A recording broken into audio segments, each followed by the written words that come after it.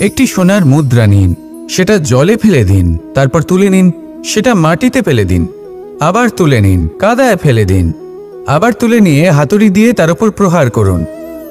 তারপরেও সেই সোনার মুদ্রার মূল্য সেটাই থাকে যা আগে ছিল, তাই না? এটা হলো উদাহরণ সংসারের সেই প্রত্যেকটা জীবের জন্য, প্রত্যেকটা মানুষের জন্য। কখনো কখনো জীবনে সাফল্যের বদলে আমরা বিফলতা পাই। যতটা আশা করেছিলাম ততটা শ্রেষ্ঠ কর্ম করতে পারি না। কখনো বা আমরা ভুল করে ফেলি, কখনো আমরা অনুচিত কর্ম করে ফেলি, কখনো সংসার আমাদের বুঝতে পারে না। তার পরিণামস্বরূপ এই সংসার আমাদের নিন্দা করে, আমাদের উপেক্ষা করে, আমাদের বিষয়ে কটু কথা বলে, কখনো সামনাসামনি বা কখনো পেছনে। সংসার এমন একটা আচরণ করে যেন আমাদের সাথে কথা বলাটাই একটা বিশাল অপরাধ। এবার সেক্ষেত্রে কি করা উচিত? মনকে শান্ত করা উচিত। বেশিরভাগ ক্ষেত্রেই এমন সময় মানুষ এটা ভেবে বসে যে তার জীবনের কোনো মূল্যই নেই। তার মনে হয় যে সে এই সংসারে শুধু একটা বোঝার সমান। সে নিজেকে ঘৃণা করতে থাকে। ওর মনে হয় যে তার জীবন শূন্য। কিন্তু তা নয়। আপনি সোনার মুদ্রার মতো। যদি আপনার মধ্যে সেই গুণ থাকে, আপনি শ্রেষ্ঠ কর্ম করেন, আপনার মধ্যে সেই বিদ্যা থাকে, আপনি নিরন্তর প্রয়াস করেন, সৎকর্মের পথে এগোতে থাকেন, তাহলে আপনার নিজের যে মূল্য তৈরি হয় সেটা কোনো পরিস্থিতিতে কোনো ব্যক্তি আপনার থেকে কেড়ে নিতে পারবে না। শুধু নিজে ভেঙে পড়বেন না। এটা ভাবুন, যে সম্মান আপনি হারিয়েছেন সেটা আপনি কিভাবে ফিরে পেতে পারেন, তার জন্য কি করতে হবে। যে ধন আপনি হারিয়েছেন সেটা পেতে হবে কিভাবে, তার জন্য কি কি করতে হবে। শান্ত মনে সবটা ভেবে দেখুন, সিদ্ধান্ত নিন এবং অগ্রসর হন। আপনি এই সংসারের কাছে তেমনই হয়ে উঠবেন যেমন আপনার কর্ম হবে। যদি তা শ্রেষ্ঠ হয়, সবাই তাই ভাববে। আসুন আমার সাথে ভালোবেসে বলুন, রাধা রাধা। সূর্য এই সংসারকে আলো প্রদান করে। সূর্যের মনে যদি নিজের তেজের জন্য অহংকার জন্ম নেয়, তখন তার অহংকার ভঙ্গ করে মেঘ।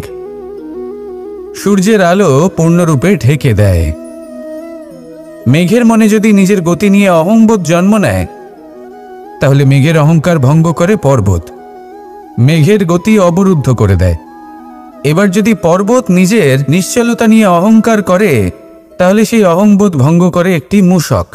সেই বিশাল পর্বতে একটি ছিদ্র করে দেয়। এবার যদি মূষকের নিজের মনে অহংবোধ জন্ম নেয়, তাহলে জল তার অভিমান ভঙ্গ করে, সেই ছিদ্র দিয়ে প্রবেশ করে। আর যদি জলের মনে অহংবোধ জন্ম নেয়, তখন মানুষ বাঁধ নির্মাণ করে তার গতিপথ রুদ্ধ করে, জলের অহংকার ভঙ্গ করে। আর যদি মানুষের মনে অহংকার জন্ম নেয়, তখন সূর্য নিজের তাপ দ্বারা মানুষের অহংকার ভঙ্গ করে। এই সংসারে অহংকার প্রদর্শন করার কোনো প্রয়োজন নেই। আমাদের সবার মধ্যেই কিছু বিশেষ গুণ আছে, আর সবার মধ্যে কোনো না কোনো দোষও আছে। এই প্রকৃতি আমাদের কি শিক্ষা দেয়? কেউ একে অপরের সাথে লড়াই করে না, একে অপরের জন্য বাধা সৃষ্টি করে না, শুধু নিজের কর্ম করে। সূর্য নিজের প্রকাশ দ্বারা বনস্পতি এবং গাছপালাকে জন্ম দেয়। মেঘ বর্ষা সৃষ্টি করে লুপ্ত হয়ে যায়, আবার নির্মিত হয়। পর্বতের সেই নিশ্চলতা সেই বর্ষাকে একটা দিশা প্রদান করে, আর তারপরে তা ধারা হয়ে প্রবাহিত হয়ে যায়। এইসব কি? এইসব একটা সম্পর্ক, একটা চক্রের মতো। সবাই একসাথে নিজের কর্ম করে, তাই এই চক্র আবর্তিত হয়। এটা আমাদেরও করতে হবে। একসাথে মিলে কাজ করতে হবে। কারোর জন্য বাধা হয়ে উঠলে হবে না, কাউকে ছোট মনে করলে হবে না। এটাই করতে থাকুন। সবাই মিলেমিশে কর্ম করুন। প্রকৃতি আমাদের এই শিক্ষাই দেয়। আসুন আমার সাথে ভালোবেসে বলুন, রাধা রাধা। এই সংসার বলে যে কৃষ্ণ হলো মহাযোগী।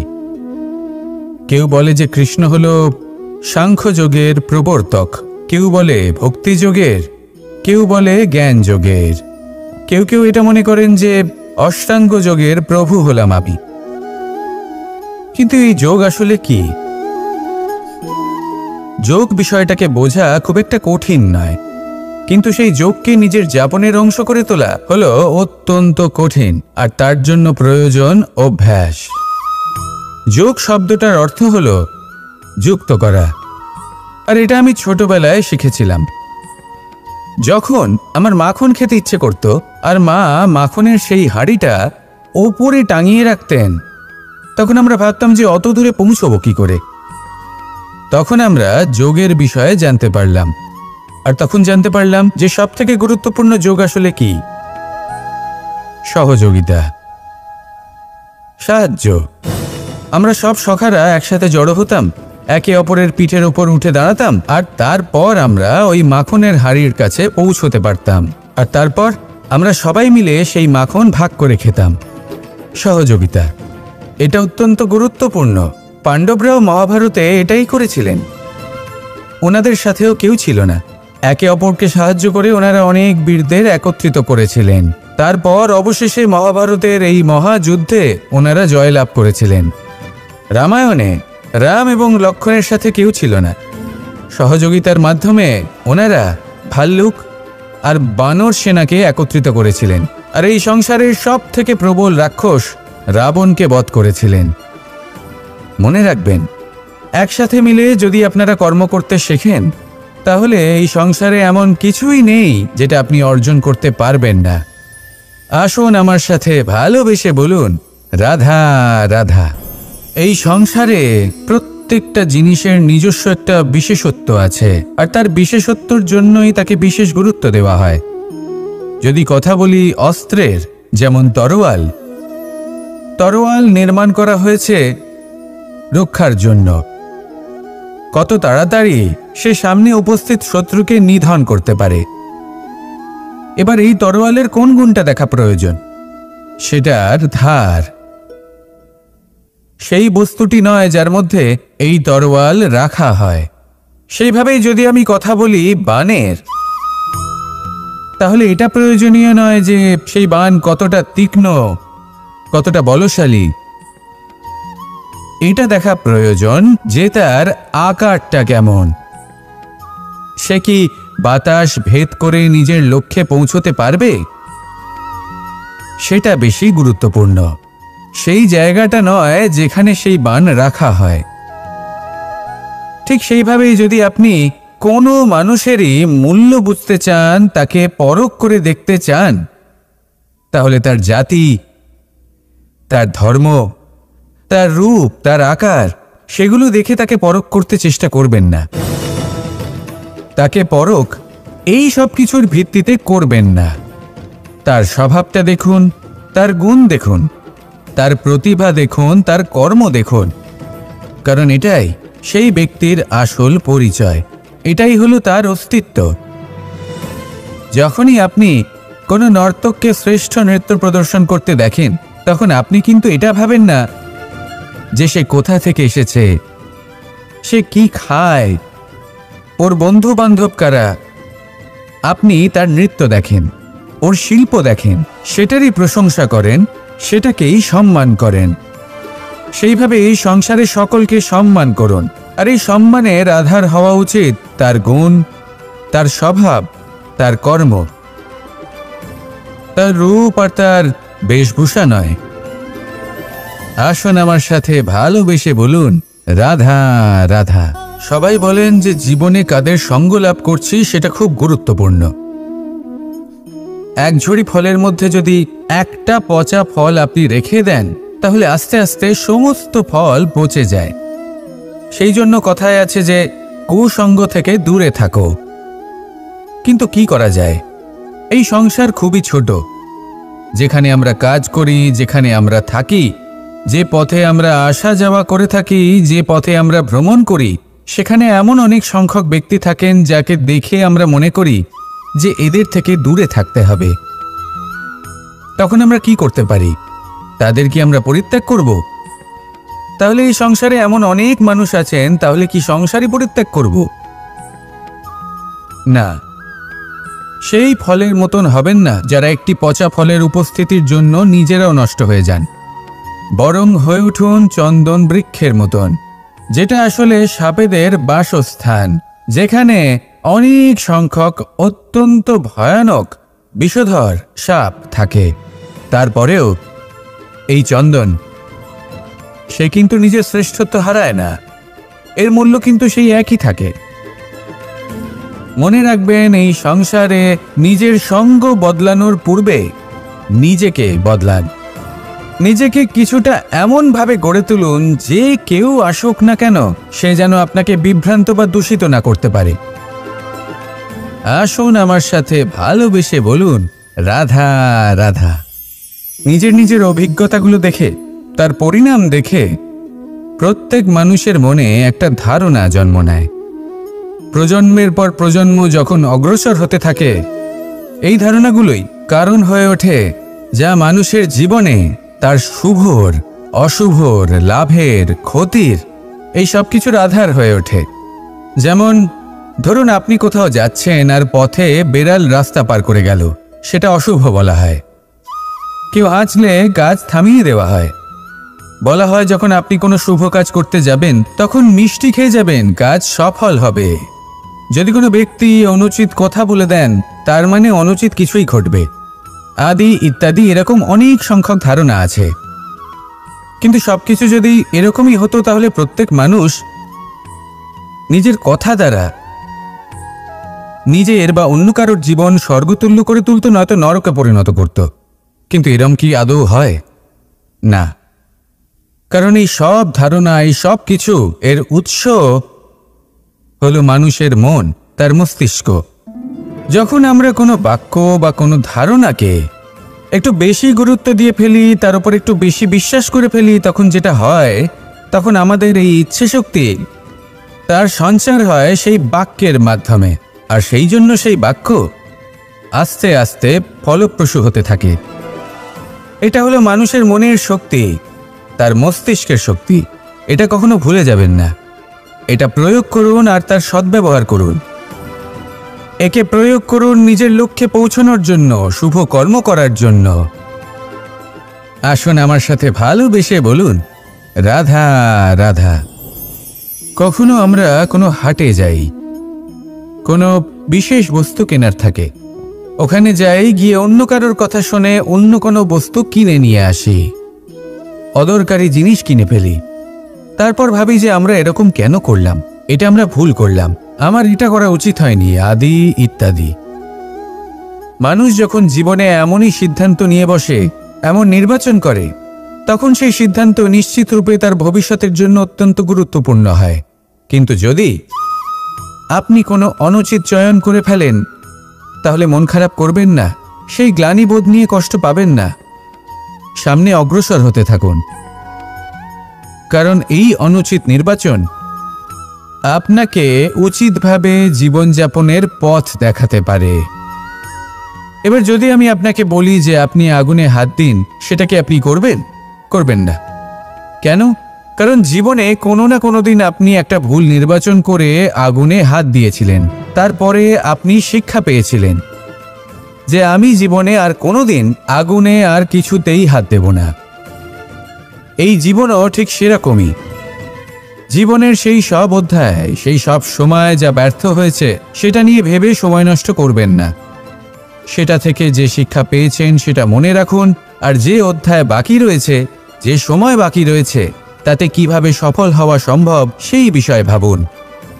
আর আমার সাথে ভালোবেসে বলুন, রাধা রাধা। রামায়ণের একটা অত্যন্ত শ্রেষ্ঠ কাহিনী আছে যেটা খুব অমূল্য শিক্ষাদান করে। দশানন যখন ধরাশায়ী হলেন এবং মৃত্যুশয্যায় শুয়েছিলেন, ওনার শেষ নিঃশ্বাস ত্যাগের সময় শ্রীরাম লক্ষ্মণকে বললেন যে, হে লক্ষ্মণ, রাবণের কাছে যাও, ওখানে যাও, ওনার থেকে কিছু জ্ঞান অর্জন করে এসো। উনি হলেন মহাজ্ঞানী, আর ওনার থেকে জ্ঞান অর্জনের এটাই শ্রেষ্ঠ সুযোগ। লক্ষ্মণ প্রথমে মানতে চাইলেন না, কিন্তু শ্রীরাম বোঝানোর পরে লক্ষ্মণ ওনার কাছে গেলেন, রাবণের মাথার কাছে গেলেন আর বললেন, দাদা বলেছেন আপনার থেকে জ্ঞান অর্জন করতে। রাবণ কিছুই বললেন না। লক্ষ্মণ বললেন, আপনি তো দেখছি খুব অহংকারী, মৃত্যুশয্যায় শুয়ে আছেন, শেষ নিঃশ্বাস ত্যাগ করতে চলেছেন, আর তাও এত অহংকার। রাবণ বললেন, নিজের দাদা রামকে ডাকো। শ্রীরাম এলেন, রাবণের পায়ের কাছে এসে দাঁড়ালেন। উনি নিজের হাত জোড় করলেন আর বললেন, হে মহাপণ্ডিত রাবণ, আপনি হলেন মহাজ্ঞানী। দয়া করে আমাদের কিছু জ্ঞান প্রদান করুন। রাবণ বিনম্র চিত্তে ওনার কথা শুনলেন, খুব বিনম্র চিত্তে ক্ষমা প্রার্থনাও করলেন, আর এই সংসার একটি অত্যন্ত শ্রেষ্ঠ জ্ঞান লাভ করল। এর দ্বারা আমরা ঠিক কি শিক্ষা লাভ করি? রাম এবং লক্ষ্মণ দুজনেই ছিলেন তেজস্বী, দুজনেই ছিলেন শ্রেষ্ঠ, ছিলেন বীর, ছিলেন বলবান। কিন্তু শ্রীরামকে মর্যাদা পুরুষোত্তম বলা হয়ে থাকে, কারণ উনি বীর ছিলেন, সাহসী ছিলেন। তার সাথে একটি অত্যন্ত গুরুত্বপূর্ণ গুণ ছিল, সেই গুণ হলো বিনম্রতা। এটা খুবই শ্রেষ্ঠ একটা গুণ।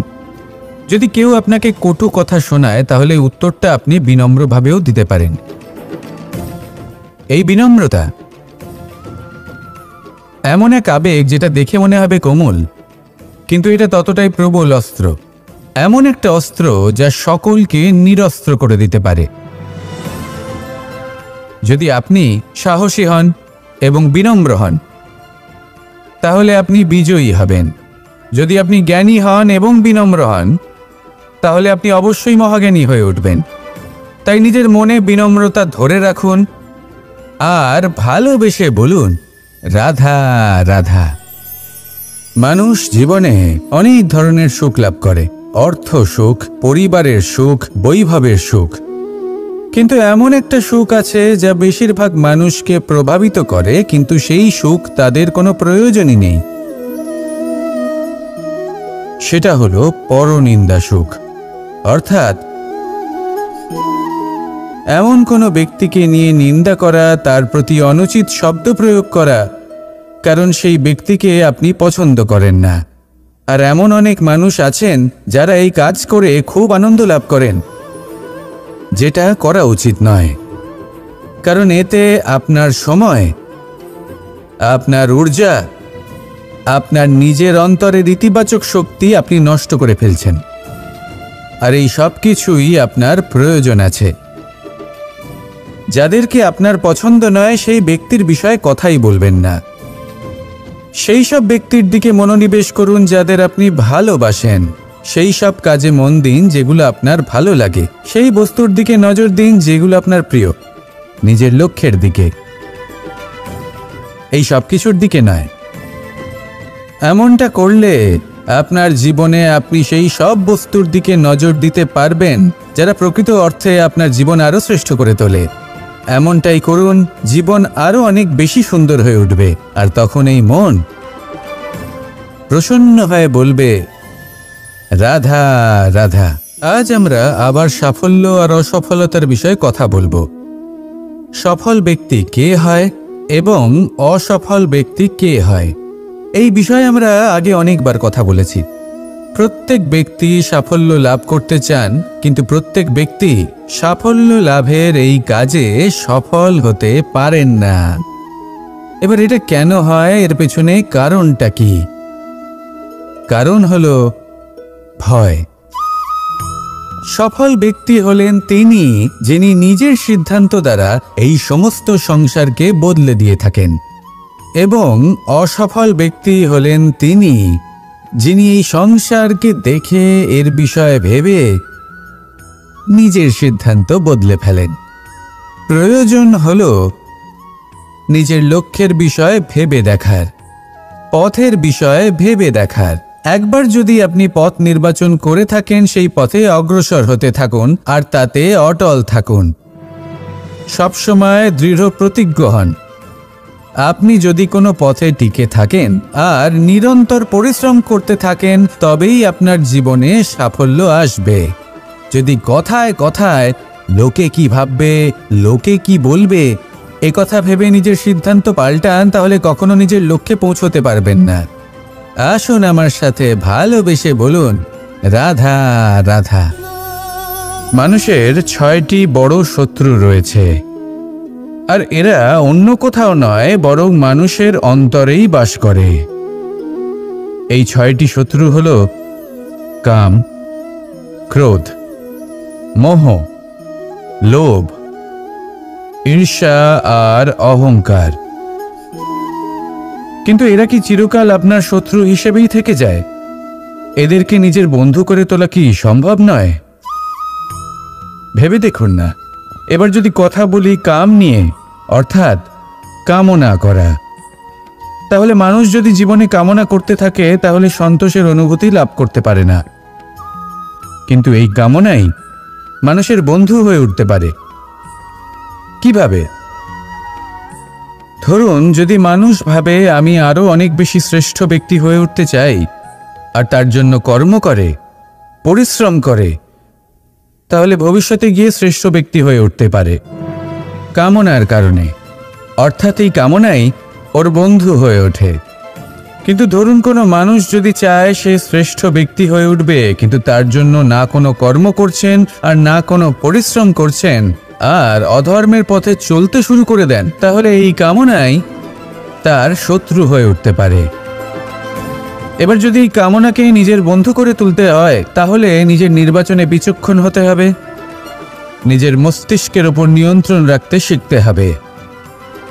সেটাই করুন আর আমার সাথে ভালোবেসে বলুন, রাধা রাধা।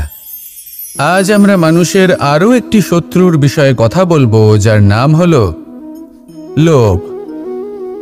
যে কোনো বস্তুকে অত্যাধিক লাভ করার যে বাসনা, যতটা লাভ করেছি ততটা যথেষ্ট নয়, আমার আরও চাই, আরও চাই, একেই বলে লোভ। এবার এই লোভ আপনার জীবনে শুভ না অশুভ, আপনার মিত্র নাকি আপনার শত্রু, সেটাও নির্ভর করছে আপনার ওপর। যেমন ধরুন কোনো ব্যক্তির অসম্ভব ধনের লোভ, সে সেটা অর্জন করছে আর সেটা সংগ্রহ করছে, আর সেটা লাভ করার জন্য সে অনৈতিক কাজ করছে। যদি এই সব হতে থাকে তাহলে লোভ কিন্তু আপনার পক্ষে অত্যন্ত ক্ষতিকারক। কিন্তু যদি সেই ব্যক্তি ধরুন ধন অর্জন করছেন, তার সাথে নীতিও পালন করছেন, আর সংগ্রহ করার পরে সেটা সংসারে ছড়িয়ে দিচ্ছেন, যদি এমনটা হয় তাহলে এই লোভ আপনার বন্ধু হয়ে উঠতে পারে। যদি আপনার সৎসঙ্গ লাভ করার, সৎকর্ম করার লোভ থাকে, তাহলে আপনি কখনো একা থাকবেন না। যদি ভালোবাসা প্রদান করার লোভ থাকে, এই সংসারকে সাহায্য করার লোভ থাকে, তাহলে এই লোভ যা সংসারের শত্রু, সেটা কিন্তু আপনার সাথে পরমাত্মার মিলন ঘটাতে পারে। এবার এই লোভকে নিজের মিত্র করে তুলবেন নাকি শত্রু করে তুলবেন, সেই সিদ্ধান্ত আপনারই। আসুন আমার সাথে ভালোবেসে বলুন, রাধা রাধা।